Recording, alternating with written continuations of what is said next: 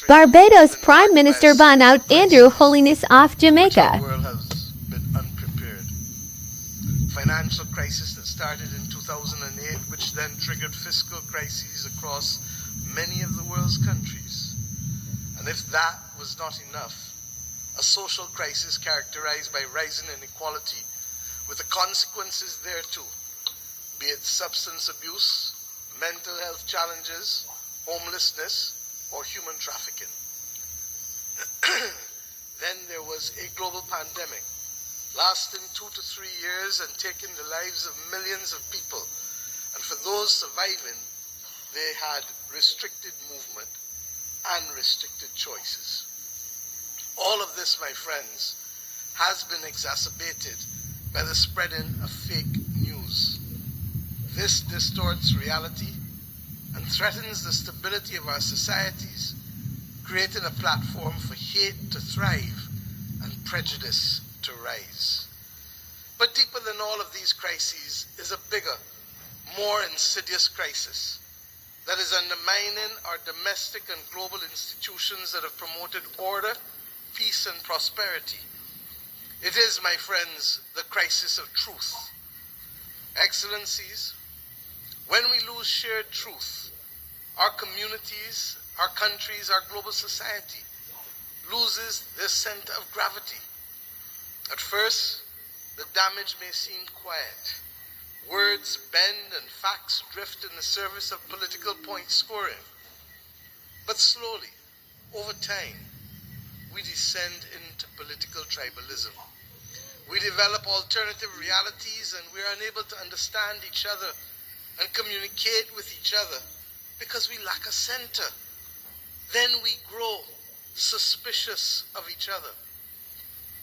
In the absence of truth, trust deteriorates. And we see it all around us, in global forums, and indeed on the blocks and in the communities in our own countries.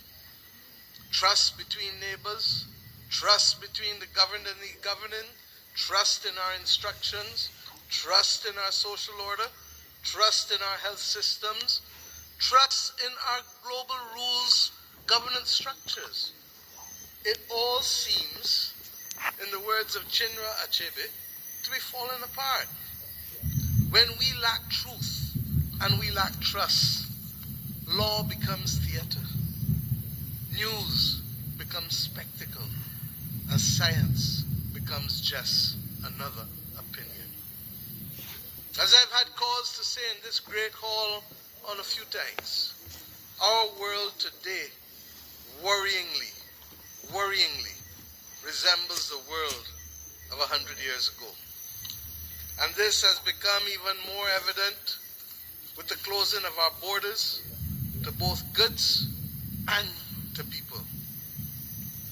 This has magnified the geopolitical tensions which had already taken root. Disturbingly, war regrettably has only entered the daily lexicon of the West, not when thousands were dying on the continent of Africa or in Myanmar, but when war came to Europe. Nevertheless, we still call for peace in the Ukraine.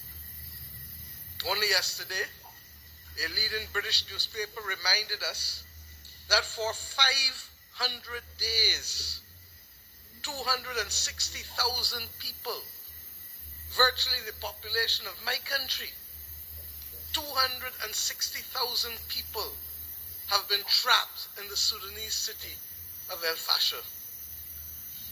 The article reported that while political progress stalls, those who attempt to escape are killed, and those who remain inside are starved. The world must not ignore the horror in Sudan. But of course, I don't need to remind you that it must not ignore the horror in Gaza. The genocidal destruction taking place